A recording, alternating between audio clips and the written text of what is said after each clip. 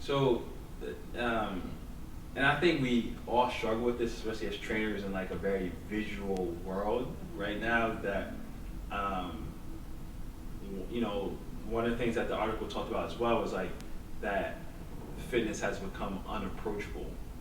That people, I've had people say this to me. I've had family members say this to me, like when I'm home for the holidays, is that, oh, I saw what you posted, but like I can't do any of that.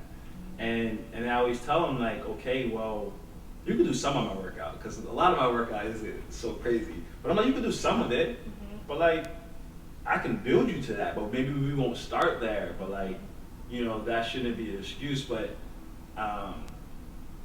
like, do you think that's part of the problem as well? That, you know, so much of what we see, you know, like I know. maybe someone doing like a backflip into like a pistol squat into like. Yeah.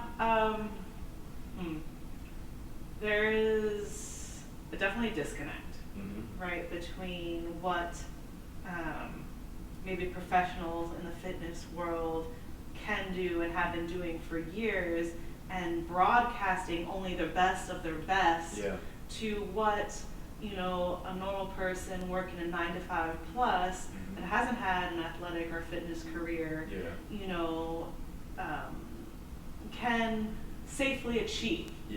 And I think that that is a huge disconnect.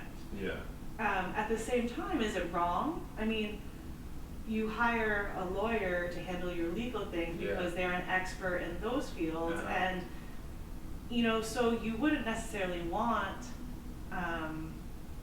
someone who wasn't qualified or skilled to be your advocate in your health field. So I understand the disconnect and people seeing that it can be unachievable and unattainable, but unfortunately I don't think it's necessarily the industry's fault. I think that I just think people make kind of obstacles for themselves. I think they make that kind of an excuse to like not start trying. Versus having faith that, you know, some is better than none, and just putting in the work. But I had actually, this is funny that you bring this up, had like a really interesting experience because I just started rock climbing. And so I was taking my belay class, and it was just me, and then there were 2 other couples in the class, and the instructor. So I got paired off with this couple, and they were both an overweight couple. You could tell that they weren't maybe even comfortable in their own skin enough, and that doing this rock climbing event was really challenging both of them on a physical level as well as like a mental level, and maybe overcoming a challenge or a boundary, and they were doing it together. And I really, it was really beautiful to watch, like them encouraging each other and like trying something that was new to both of them and really challenging. But, and I couldn't help but notice, like, I was like, you know, going up, like nobody's business and like loving it, and I, you know, was helping them, and it was actually a really great camaraderie that was found, but it was just an interesting dynamic. Now the point of that story is, I later was out with friends at a bar, and they were at the same bar. So I went up to them, and I was like, hey, like, you guys were in my group, it's so good to see you, you know, what happened? And, you know, they were complimenting me on like my skill, and then the direct questions from the woman was, so I have to ask, like, how many days a week do you work out? And I was like, 5 or 6 days a week. And she goes, okay, for how long? And I was like, about an hour and a half, if I'm lucky, maybe I'll get 2 hours. And she's like, how many years have you been training like this? And I was like, well, I probably started hardcore training in college. And I can see in her head, she's already being diminished about maybe even starting the process of her fitness career. How long? Understanding that I am how I am and appear how I appear, possibly because of all the hours over years that I have put into myself. So in those moments, I was seeing her wheels turn and being and doing the calculations. And I could understand how that could be really intimidating or overwhelming, or like, why should I even start?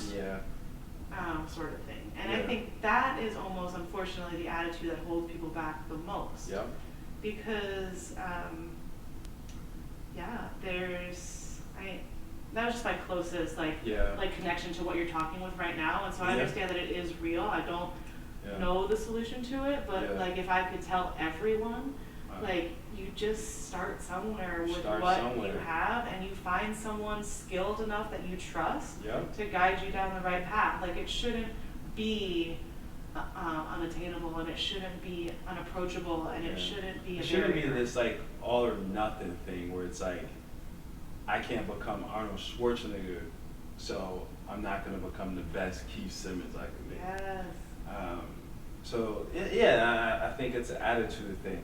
So one of the things I always come back to, like your story kind of reminded me of this, like that you see these things that are like unattainable, right? And then you kind of get discouraged and like, well, I'll never be able to get there or be like this person. But a lot of times even when I have those thoughts about like, oh, I see this amazing trainer that has this amazing business that like, if I want to do something similar, I'm like, oh, well, I'll never be him. I don't have the right camera. I don't have the right lighting. I don't have the right, I don't have studio. Yeah, like we all do it. But it's like, I always pull from my experiences, right? So, I was able to play professionally overseas for 9 years and have a successful career, but so now being on that side, it's like, oh, I was able to do this like amazing thing. But it's like, if I go back to the beginning, I remember visiting Holy Cross as a senior in high school. And in high school, I was like the man. Like I was like the top of the mountain, right, for high school. You're still the man. But then I go to college and I'm like, yo, everyone's so strong. Everyone's like so big. Everyone like, yo, this guy shoots so like I got a lot of work to do. And then like I went back to school and like I remember I had a couple bad games because I was in my head like, yo, I'm never, even though they were like trying to sign me to a scholarship, I'm like, yo, I'm never gonna be competitive at that level. Your self-belief was that you weren't in their level. Yeah, and I'm like, I don't know that I can ever get to that level. But I got there, I put my head down, I worked, I focused in on the process, showing up every day, putting the work in, working on my technique, working on my skills, right? And it's the same thing with working out, showing up every day, working hard, eating the right things to fuel your body. And then the same 4 years later, I come out of college as like, again, like I had won Player of the Year that year, we won the championship, all these amazing things. And now I'm like in this environment, like having these NBA tryouts. So I'm flying around the country doing these NBA tryouts, which was like crazy. But I'm flying around the country doing these NBA tryouts, and like I'm getting like my first couple workouts, I get into the workout, and I can tell right away, like they're like, oh hey Anna, like how are you? How was your trip in? Blah blah blah. And then they're like, things are different.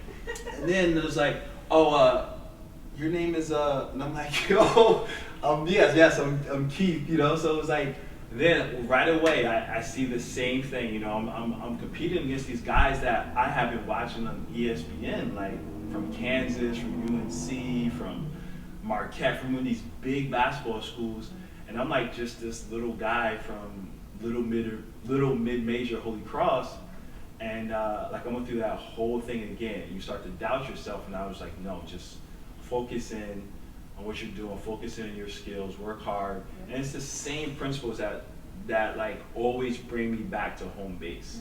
And then, the NBA thing. And ultimately, that's the only thing you have control over. Yeah. Right? Like, you can't control anything else besides your own effort and attitude going into a situation. You sound like a basketball coach.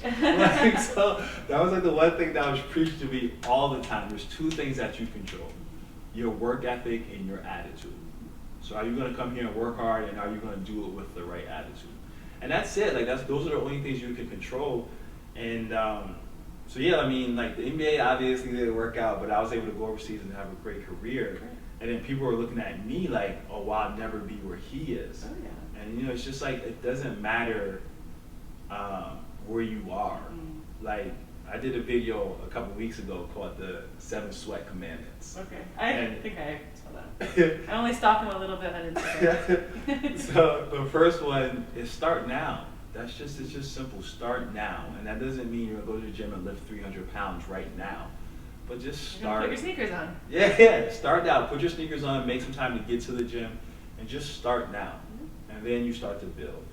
I am 100% on board with that. I used to be the person that would say, oh, you know, on Monday, I'm going to have everything together, so I'm going to get in all my last things, like, until, like, Sunday night, and then save this big thing for Monday. And I realize that, yes, preparation is key, but preparation doesn't happen the night before.